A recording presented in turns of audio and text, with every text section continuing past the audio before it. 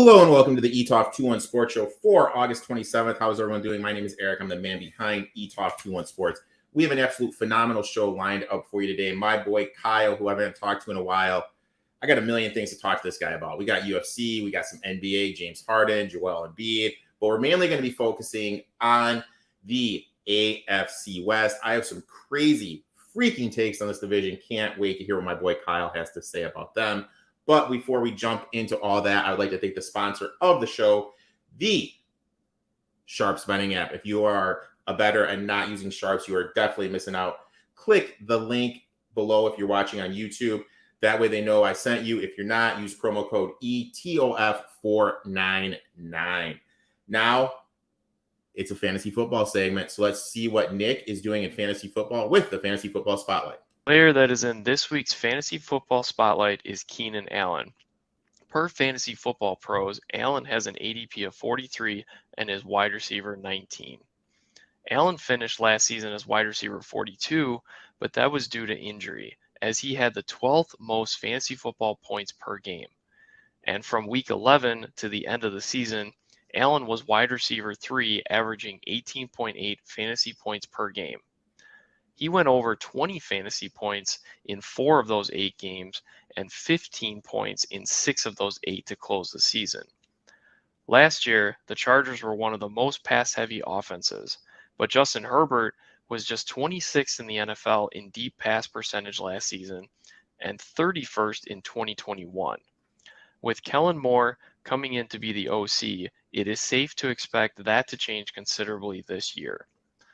This should lead to less checkdowns to Austin Eckler and more targets going to wide receivers. Plus, Allen has led the Chargers in targets since Herbert became the quarterback. In more of a pass-heavy offense centered to push the ball downfield to the wide receivers, I expect that Allen will have a bounce-back season. And that's why I'm targeting Allen this year in fantasy football and why he's in this week's Fantasy Football Spotlight. Make sure you give my boy Nick a follow at NAA Fantasy on Twitter. Now we're going to shift our attention over to horse racing and see what our boy Gino has cooking for us Thursday at Woodbine. Time for our best bet for this week. We're going to head to Woodbine for Thursday, August the 24th. That's actually my sister's birthday, my sister Chanel. Shout out to Chanel. Happy birthday. And I'm going to see if I can get a winner on Chanel's B-Day. For me, it's going to be in race number 6 on Thursday. And I'm going to look to the number 4. So this is a race where they're going a mile and an eighth on the synthetic. And I think there's going to be a good amount of early speed in here because the number 3, Kerouac, has just wanted to go in his last 2 starts, his 2 starts on the synthetic since coming into this barn. He's always shown a little bit of early speed, and he may have just figured it out now. This might be a very, very nice horse. But I think he's actually going to deal with some other pressure in here. From the inside, Dolder Grand, I think, is going to want to go. Like the King is sort of a wild card. Some of the times he does show speed and wants to press the issue. And then you have Hadassah, who really wants to go. He wants to be forwardly placed. Even to the outside, Last Dawn, some of his better races have come when he can sit close. I don't think he's quite as fast as some of the others, but I feel like he does want to be close up. I think it sets up well for the number 4, War Court. He will now make his 3rd start of the year. And if you look at his races, he's finished 2nd and 3rd in his last 2, but they were good efforts. You could see that he was really getting going late, so I don't think the additional distance will be any problem for him. And I feel like he gets a great setup in here. He's lightly raced with some upside. 3rd start off the bench for the number 4, War Court. He's 6-1 on the morning line. I thought he was more like a 7-2, 4-1 shot in here. So anything in that range or above, that's fair game to play. War Court on Thursday over at Woodbine. That's in race number 6. Good luck this week. We'll be back each and every week with a best bet for you, a racing best bet. Make sure to tune in to Eric for all the best information in sports. I know Eric's pumped as college football and NFL are getting underway in the coming weeks. Make sure you give my boy Gino a follow at It's Me, Gino B. Now we're going to shift our attention over to the AFC West and bring on my boy Kyle, a.k.a. the DFS Bachelor. Kyle, how you doing today, my man? Good, man. I mean, we're kind of getting pelted by some rain, so that tells me something. The autumn wind is blowing in. Of course, we're going to talk about the Raiders, but the autumn wind's blowing in. It's football season. The grind of the MLB season's coming to an end. I'm excited for the NFL. Although I got to tell you, this division, I have a couple of thoughts that you might think are a little bit crazy, but I can tell you it's got plus money next to it. But this division, I hate Russell Wilson, so I love any chance to bag on Russell Wilson for a little while. That'll be fun. We saw Future talking some smack about him today on Twitter. Did you see that? So stuff here. I did not see that. What did Future say? I mean, is this something I have to look at? Brian sent it to me. He's always the hip one. I'm not hip. You know what I mean? So let me see here. He says, I got it out the field. Russell. I don't know what that means. I don't know. I'm old, man. Correct. I don't know what that pretty means. sure he's talking about Russell Wilson. Pretty sure. I have to tell you this, man. I felt so old. I went on someone's podcast the other day. I was referred to as an OG. And at first I thought that was really cool. Then I was like, dude, they're fucking I get that too. I don't like that. Old, dude. I wasn't a fan of that. It is what it is. So basically, we haven't talked for a while. First thing is, I know you're a big James Harden guy. That's sarcasm. Of course. Where do you think he stays on Philly, gets traded? Like, gun to your head, what do you think? What do you think happens? I mean, he has to get traded, right? The problem is they're just not going to get any. Philly's going to have to cave in and be like, yeah, we're not going to get shit for James Harden because he's completely destroyed the trade market. So nice job, James Harden. Not only do you fail in clutch moments in playoff games and regular season, I mean, he's just the most unclutch megastar, maybe outside of Paul George, that you'll ever find. But you're also unclutch when you're trying to get a trade done. Because what doesn't help you get traded is diminishing your trade value to the point where no one's going to offer anything. Now the team is way less inclined to trade you because they're not getting anything back. So way to, chop off your nose to spite your own face. Way to go. Now, obviously, big UFC fight over the weekend. O'Malley knocked out Sterling. Yeah. Thoughts? Well, I was surprised. I thought Aljamain would win the fight. It's kind of a sloppy exchange. And, hey, good on Sean O'Malley. It kind of reminded me a little bit of the Adesanya Alex Pereira, where, he just got a little too aggressive coming in, left himself open, check right, boom, boom. And then the hammer fist from the top. So, I mean, I don't think Sean O'Malley's the best champion in that division. Marab's probably going to come in there and take him down 100 times and take that belt from him. I don't think Sean O'Malley beat Peter Yan in that fight either to set him up for this. So if you remember that fight, I mean, the significant strikes were very similar. Peter Yan took him down 7 times. Like it was a greasy split decision that definitely should have, in my view, should have went to Peter Yan. Yeah, I mean, good for him. And the UFC loves it. He's marketable, but not my favorite champion. He's just not one of these guys I see being a champion for a long time. He's not good enough on the grid, doesn't have good enough wrestling. He's not well-rounded enough, in my view, to remain champion for a long time. Definitely a fade next time he comes around. But we're going to talk about the AFC. Now, how this works is I will rattle off a bunch of odds, the record, everything. You're going to tell your 2 cents on the team. I'll tell my 2 cents on the team. You have any future on the team, feel free to share. We're going to start off with the defending champions, the Kansas City Chiefs, 14-3 last year. Figure win total was 11.71 to win the Super Bowl. They're plus 600, win the AFC plus 350, AFC West minus 165, make the playoffs. Yes. Minus 450, no, plus 360, over under 11.5. What say you, my friend, about these Kansas City Chiefs? Well, they're becoming more and more top heavy, right? You're starting to see the results of a massive quarterback deal to Patrick Mahomes.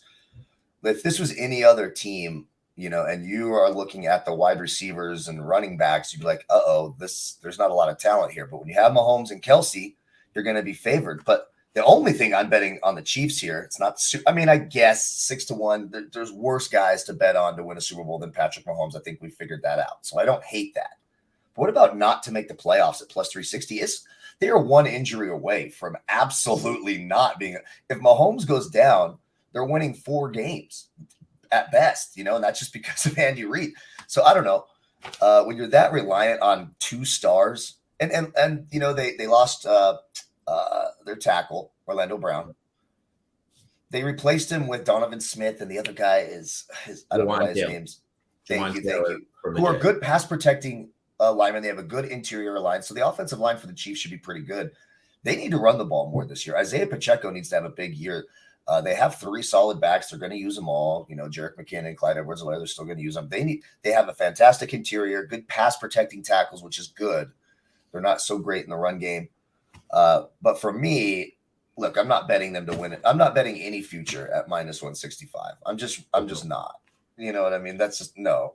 I have them at 10 or 11 wins. Like when you go through the schedule and look, like, you know, I could see and then I played the game like, okay, if Mahomes goes down for a few weeks, like, would they win this game? And there's not many teams I think they beat if Mahomes goes down. I mean, now you're going to have a rookie in the slot and Rashee Rice. You're relying a lot on Kadarius Toney, who can stay healthy, you know, about as long as it takes to run one slant route. Percy Harvin, if you will. Yes. Talented. He's probably even more injury prone than Percy Harvin. Yeah. Now, how much did you and Percy Harvin would kill you with those stupid migraines, because then he wouldn't even be hurt, and then he wouldn't play because he'd have the damn migraines. Yeah. How much did you and I talk about what we're betting? None. Zero. All right. So listen to what I have to say, and then listen to. I actually was going to call you. I was actually going to call you earlier. Like, do I need to fill a sheet out or something? And then I was just tired. So when I did my research on the Chiefs, the one thing that stood out to me is they're the first team in the NFL to break in with analytics, which kind of makes sense why this Alex Smith year just kind of came out of nowhere. All analytic. Sure. Everyone thinks it's the Ravens. Nagy's coming in as an OC, but let's not kid ourselves.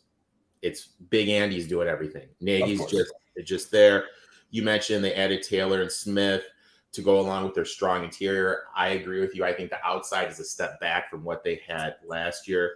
My worry with Pacheco is he hurt his shoulder, and I really don't like running backs with shoulders just because of the banging that it can take, leading to a little bit more fumble. So I'm a little bit sternish on Pacheco. My worry with him is Kelsey had a 23% target share. He's getting to that age where we see tight ends regress. If he regresses, who's going to be the number one? Sky Moore, rookie season, disappointed. Rice, the rookie you mentioned. The last rookie that did well was Jeremy Maclin in the Andy Reid offense, and that was way back in the Philly year. And then I don't trust what's his name? We just talked about him. Valdez Scantling. Kadarius Toney. Kadarius Toney's super talented, but he's going to be hurt on the first play of the game. Hurt, so I don't trust him at all. Yeah. So what happens if Kelsey takes a step backwards? What happens if Mahomes gets hurt? There's a lot of questions in the offense. And then defensively, Frank Clark is gone. We're going to get to the team he went to a little bit later. And Chris Jones unhappy as well. Chris Jones isn't even in camp right now. Right. So if Chris Jones comes back and the Greek kid from Purdue, George Karfaloarfis, that they drafted, if he doesn't take that step forward and can create that pressure, they're just going to double team Jones. And if Jones isn't there, this secondary is going to get picked apart. Chiefs' 5th highest blitz rate in the league. All this defense is just centered around creating pressure. If Jones isn't there, or if the second-year player, George K, doesn't take that step, I think this defense is going to struggle.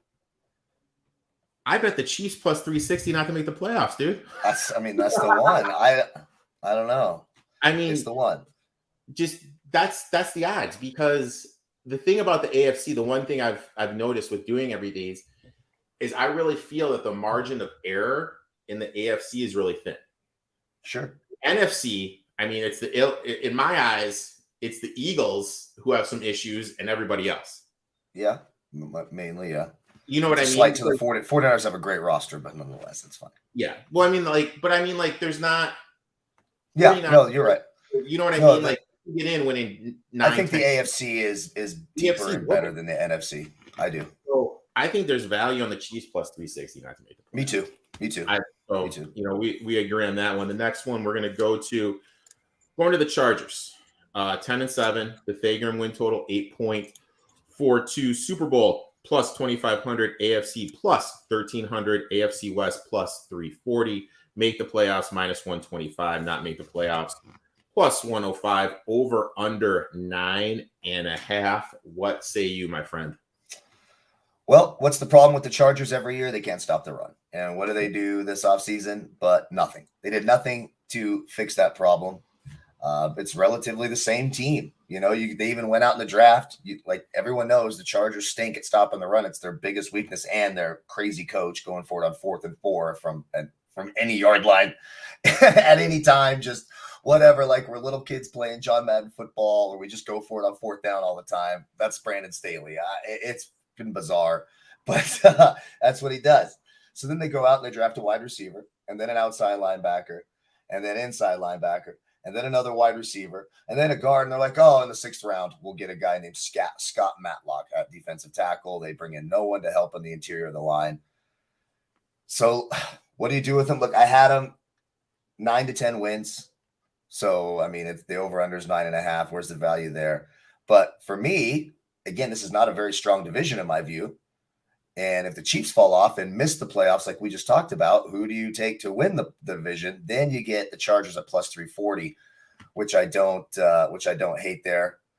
That's probably the way I'd bet him. Probably the only way I'd bet him. Either taking them win the AFC West at plus 340, or if you don't mind the smaller odds, not to make the playoffs, hedge the other way at plus 105. So I'm going to read mine, and just know that when I go through these pro football reference stats, I was stranded at an airport and I had way too much time on my hands when I got this info. Very good. Chargers blew a huge lead in the playoffs, and they needed to obviously blame somebody. They let go Joe Lombardi, and they brought in Kellen Moore. Now, I looked at them. These guys have been in the league the same amount of times, coached the same amount of games. Looking at Pro Football Reference, running backs in Kellen Moore's passing game are getting 4 less targets per game, 3 less receptions per game, and 25 yards less receiving per game, because it's all outside, chuck it down, middle of the field. So with that being said, I'm fading Austin Eckler this year, just because I think that it's too high where he's going. He's RB3. I'd rather have Nick Chubb.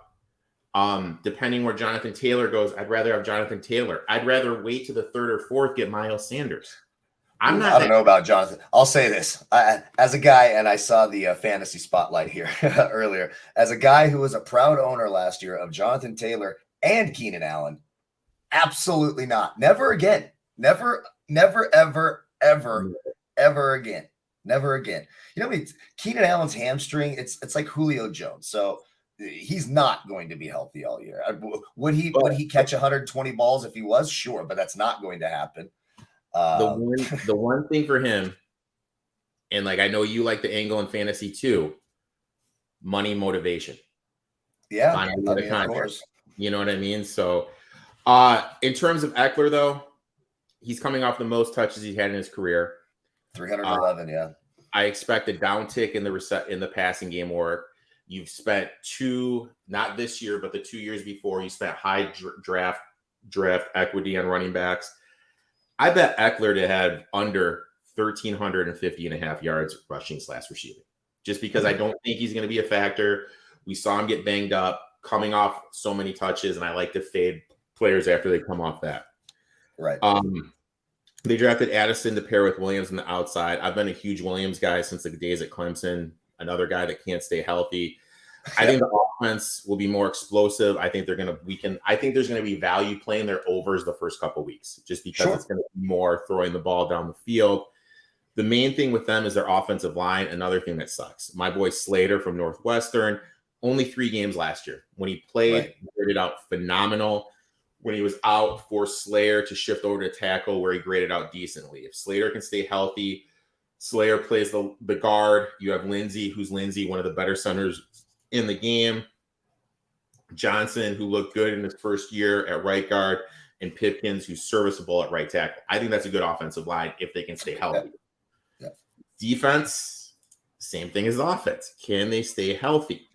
If you and I did an AFC West preview last year, what would be the look that you gave me if I were to tell you that the Chargers with Bosa and Mack would have finished 15th in sacks last year? Right. You'd have thought I'd been a crazy dude. You know what I mean? Right. And They need those guys to stay healthy. Also, Derwin James, I think from what I've read, they're going to play him more in the box to help against the run. But that's another guy who can't stay healthy. Also, J.P. Jackson can't stay healthy. Yeah. I mean, I think this team has the potential to win the Super Bowl, but I also think they have the potential to win 6 games just because of, you know what I mean? They have absolutely no health whatsoever. Yeah. So I'm just completely staying away. I have no idea. I'm going to look to play their overs to start the season. I played Eckler. I would say if you're low on the Chiefs and you think they're not going to win the division, or you're factoring in a potential injury to Mahomes, which is the thinking you're doing there, which is a crazy way to bet, by the way. You shouldn't be betting that way trying to predict an injury, but there is that risk there. Then I would be on the Chargers plus 340 to win the division. I do think of the remaining 3 teams outside of the Mahomes and Kelsey, it's basically Mahomes and Kelsey are better than the other teams in the division. That's what you got. And Andy Reid. So let me ask you this. Hypothetically speaking, you're huge in fantasy. Kyle puts out these great videos for those watching with fantasy. You guys need to be checking those out during the season. Let's say I have the 12th pick, PPR league. Which I haven't been doing many mock drafts right now. I was just saying to myself, damn it, I need to stay up one of these nights and get some mock drafts in. I've been so distracted.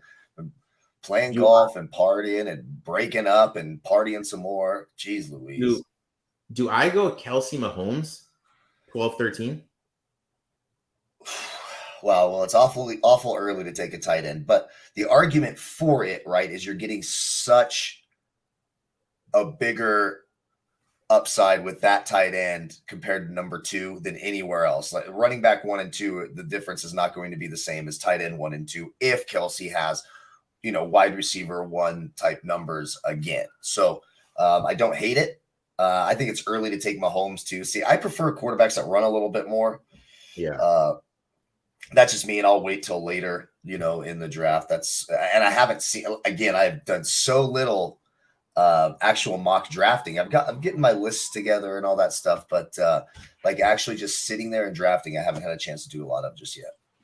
I need to, because my draft start next week. I need to dive And in. I don't like doing drafts anyways before. I need the whole preseason to be over. Like very rarely am I drafting in a league that wants to do a draft before the preseason's over. I just think that's bush league. Now, let me ask you this, because we were talking about just stuff beforehand. Someone made this analogy to me. He's like betting. He said, what he said to me? He goes, betting baseball is like the 50-year-old guy going to his 9-to-5 job. Just say big over and over and over and over again. I could not wait to stop betting fucking baseball. I got to write it all the way till the end, live Monday through Friday, noon Eastern, over at BetUS TV, the baseball show every day. So we have a lot of fun on that show, which makes it fun. But you're absolutely right. I can only say someone's weighted OPS so many times. I can only see the Reds and the Pirates again. Okay, Yankees, Red Sox, game 37. Okay, and over and over and over and over again. Yeah. Now let's go to the Las Vegas Raiders. 6-11. Pythagorean win total 8.32 to win the Super Bowl, plus 8,000. AFC plus 4,000. AFC West plus 1,200. Make the playoffs plus 380. Miss the playoffs minus 475. Over under 6.5. What say you, my friend? I mean, I think all that's right. And I have them at 5 or 6 wins. I mean, this team's a mess. Let's just call it what it is. Now you bring in Jimmy Garoppolo to be your quarterback. And look, Garoppolo's got a great win-loss record, but he does not have that defense that he had with the 49ers or that roster with the Raiders. Josh Jacobs isn't there, so now Zamir White's going to take over. Your best weapon is Devontae Adams, but now you need Jimmy Garoppolo to get him the ball. And look, I'm no Derek Carr fan at all. I'd say they're pretty equal, but Derek Carr is a little bit more of a gunslinger than you could call Jimmy Garoppolo. So what's going to happen with the offense? The defense, that defensive line is one of the worst. Outside of Max Crosby, that interior defensive line is really, really thin and really weak. I don't love their linebackers. I think the defense really struggles. I'm not sure Garoppolo is going to get you there to score enough points. I think the Raiders are in trouble. This is not going to be a very good team this year, in my view. Josh, first coach fired. Ooh, very possible. Seeing plus 500. Let me think of who else is going to get fired pretty quick. I mean, Off the top of my head, Riverboat Ron. Riverboat Ron. Yeah, you can't make Sam Howell your quarterback. What about the coach in Tampa Bay? McCarthy, Todd Bowles in Tampa Bay. Todd Bowles. Baker Mayfield's your starter. That's not going to go well. Jets have a tough schedule. I mean, they have a brutal start. But they wouldn't fire Robert Saleh. There's no way. There's no way. What about I'm trying to think. Let's see. Doug Peter. No, they won't fire him. They won't. I mean, it would have to be someone like a Josh McDaniels, though. You know, Josh McDaniels, the guy in Tampa, or McCarthy. I mean, off the top of my head, those are the three that make the most sense to me. Yep, completely agree. Belichick. They're firing Belichick. No way. The switch at quarterback is going to be interesting because Jimmy G doesn't throw the ball down the field as much as Derek Carr. I think this is going to kind of affect Adams' production. I still think he's going to be a dog in the red zone, lead them in targets, but we're going to see a drop in his yardage. Josh Jacobs has inside that franchise tag. And the thing that when I read about this, they could actually yank it. And if they yank that, he's free to sign with any team. Right. So that's something to monitor. I don't think he sits out the year. I think he reports week 1 because he doesn't want a Le'Veon Bell situation. And it's going to be the same thing. He's going to be playing for money. Yeah. So, I mean, I think that's a guy that can offer some fantasy football value in the later rounds. In terms of the offensive line, tackles were great last season, especially Milton. Milton had a sneaky good year. Interior is really bad. They did nothing to address this. And I don't get why they signed Myers from the Patriots. To me, he's basically Hunter Renfrow, but he's going to be playing the outside. He's too small to be playing the outside. I don't really understand that saying. They mentioned, then they got Austin Hooper. And I'm using that someone else, I was on a podcast with someone, they use this analogy. They said Austin Hooper looks like the 45-year-old man on the treadmill running a route. I mean, trying to go fast, but not. There was a time I liked Austin Hooper. Those days with the Ravens and the Falcons, he was a good tight end option. He was a good streaming option. They drafted Meyer, the kid from Notre Dame, but we've kind of seen I heard they like him. These rookies struggle. Tight ends struggle. Can't block. Maybe it'll be a situation where he plays more of the outside, more of the inside. So they go more 4 wide receiver sets. Defensive line, they have Mason Crosby. They have old man Jones. Max Crosby. Mason Crosby would get killed on that offensive line. Max Crosby, my bad. I love having when you butcher name. I mean, poor Mason Crosby. That would not be good. Like a 42-year-old kicker out there. Old man Chris Jones. Can he stood off gut line? They drafted the kid Wilson from Texas Tech. Well, I think he's sneaky kind of good. So maybe look to play his sack, to get a sack, probably plus 400. Start the season against the weak offensive line. I'll look to do that. But I kind of like what this Sports Facts guy said. If I can find Josh, first coach fired at plus 500, I'd probably fire him. I don't hate that. Yeah, that's my favorite Raiders play. First coach fired. Now, you know what? You're my boy. I love you to death. You're not gonna like this. You're not gonna like this segment. I know you may not like what I have to say about these guys, man. I don't know, man. The Denver Broncos. Oh boy. 5-12 last year. Pythagorean win total 6.336. Plus 4,500 to win the Super Bowl. Plus 3,000 to win the AFC. Plus 550 to win the AFC West. Make the playoffs. Plus 180 to not make the playoffs. Minus 215. Over under 8.5. Is this going to be the end of our friendship, man? Let's talk. Oh my God. Well, I mean, I've always said that Russell Wilson's on the Mount Rushmore of sports douchebags, and I stand by that statement. And I feel now just like the whole Broncos organization is starting to put themselves on the sports douchebag list. Sean Payton. So now we're finding out that Russell Wilson had his private little hammy rub down coach in the building. He had his own stupid little office. He's making more than any player in the league. He's got to fly in a certain way. He's huffing and puffing up the aisles on team flights and working out, just being obnoxious on the way to London. And then Sean Payton goes on a rant about Nathaniel Hackett, which is just one of the most – you just don't see it, really. It was one of the most classless things you'll see another head coach say about another head coach. And it's supposedly all cleaned up now. I'm not buying it. I watched a little Russell Wilson in the preseason too. Looks exactly the same to me. Scared in the pocket, not as athletic as he used to be. Weak arm, not a great decision maker. He panics a lot. I think the Broncos are absolutely going to stink. Wilson outshot his coverage with his wife. I completely agree. He definitely outkicked the coverage there. Absolutely. So this is my thought. I feel that they brought an adult in the room with Sean Payton. Nathaniel Hackett was awful. Nathaniel Hackett was so bad. He took play calling and play designing away from himself. Yeah, I know. I mean, he was bad. I'm not saying that he wasn't bad, but for Sean Payton to say the things he said wasn't cool.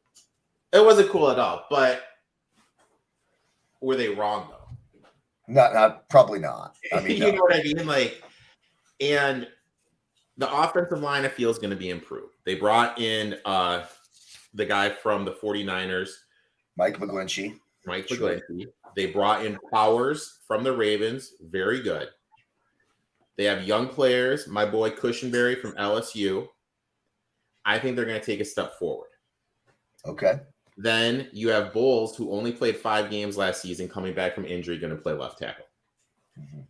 And I'm looking at this. And the one thing, when you look at Sean Payton, Deuce McAllister, oh my God, who's that other running back? It started with MC. No, that's McAllister. All these random running backs. There's just been a string of running backs he makes into something. Mark Ingram was very good for him. Sure. I think we're going to see Javonte Williams do something. Him and P-Rod. Is he going to even be ready week 1? He's going to be ready. Dude, he's playing, dude. He's playing in preseason. He's running with my favorite saying in all these. Well, you might see a lot of Samaje Perine early while he works his way back. And I like Samaje Perine. It's a good pick. I like him too. I really think offensively with the running backs, they have something. Now let's look at their passing game. You got Cortland Sutton. You got Jerry Jeudy, and you drafted Marvin Mims, who's a fucking stud, excuse my language. So now you get 3 good wide receivers. Tim Patrick, is Tim Patrick hurt or is he still there? Did he get hurt? Unfortunately, Patrick tore his ACL. And That's what I thought I saw. I couldn't remember. Has a heart issue, so both those guys are out for the year. Yeah, okay. So now you're 3 deep, and you got Marvin Mims, who's a legit fucking stud, coming in there as a rookie. Going to get teams third. But Russell Wilson's got to get him the ball instead of just dunking it, bouncing it right off. I mean, I don't know. Now, do you think Russell Wilson's going to be that much improved from last year? Dude, I think he is, man. We mentioned Frank Clark, right? Frank Clark is on their defensive line now, pairing up with Randy Gregory. That's a pretty good defensive line. Mm-hmm. Now you have Jones, Allen, and Purcell to stop the run, with Gregory and Clark providing pressure. The DVs, you have Sutan, Moss, Mathis, all studs in coverage, can lock people up one-on-one. I think this defense is going to be good. Yeah, defense should be solid. I don't think it'll be terrible. Much like the defense was good last year too. They won 5 games. I think you're going to shit your pants, dude. I played over 8.5 wins at plus 106. So 9 wins. I got them to win the West at plus 700. Okay. You're going to take if they win the AFC, if the Broncos win the AFC West, I will come on here with the Russell Wilson jersey on, and I can hate Russell Wilson. And I bet them to win the Super Bowl at 50-1. Okay. Like you have Sean. Well, look, you got a Super Bowl winning coach and you got a Super Bowl winning quarterback, so there's worse plays in the world. I don't hate it. I got to tell you, I don't hate it. They have an easier schedule than the Raiders, dude. You know what I mean? Offensive line is better. I think just having the adult in the room, I think that is going to help out way much. And I mean, another thing that stood out to me is week 12. It was either week 12 or week 13. They were 18 points away from being perfect. Right. I mean, the way they were losing games last year with no adult, Russell Wilson completely doing whatever he wanted to do. Now you put an adult in the room, better offensive line. You got a little structure. I don't know, man. I think they can only go up, and I just think these odds are a little bit out of whack. So look, I'm playing the Broncos, man. Just let me know what size jersey you want, dude. I'll be set that. Yeah, it'll have to be a large or maybe an extra large. And look, I will say this: if last year before the season you were not getting these kind of numbers on the very similar team with a better head coach now. So remember, the Broncos were a darling, of course. Russell Wilson's coming in. The Broncos are going to be good. We'll see. It's all up to Russell Wilson. If you believe that Sean Payton will be the difference and they're going to fix him and get that offense going, then you're getting great odds. You're getting value there. On the pedigree, you are getting value, and the defense is going to be pretty solid. Dude, but Russell Wilson's still a massive douchebag, just massive one. Oh yeah, you may as well, if you got him Super Bowl at 50-1. I bet you Russell Wilson's MVP odds are outrageous. You may as well just put it on Russell Wilson MVP too, because there ain't lit. This is where we had the conversation on the earlier in the week when I went on someone else's podcast. If I bet this. Am I better off playing the MVP, playing the offensive player of the year, or playing the comeback player of the year? Maybe comeback player of the year. That's interesting. Because my thought is this: comeback player of the year, I think it's Hamlin's, unless he is out after game 1. I think as long as he plays 10 games, I think it's him. Oh, they just give it the sympathy vote for Damar Hamlin? Yeah, I mean, you know what I mean? I think it's going to be him. I think the offensive, I think the MVP is going to be Allen or Mahomes. I think it's just one of those things. So I think the offensive player of the year is the way to go, because last year, let's face it, Hurts should have won MVP, but he won the offensive player of the year. Right.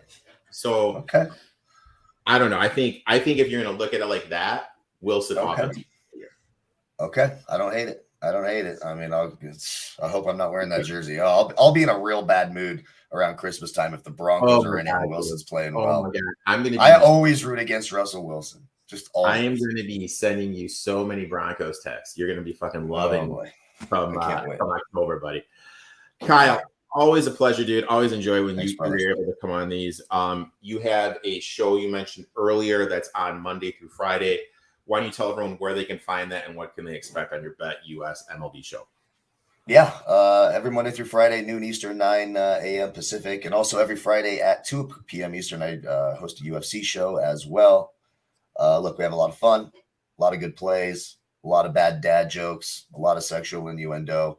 So you can check that out over at Bet US TV, Monday through Friday, noon Eastern, 9 Pacific. About an hour long every day. We have a really good time. The chat gets involved. We have a base winner rap on Fridays. An old guy raps. It's freaking hilarious. I sing. We get going in it. Make sure to check it out, Kyle. I'd like to thank you for coming on. Make sure to give him a follow at the DFS Bachelor. And you know what? We'll talk soon, my friend. Later, brother. Thank you so much. Good luck, man.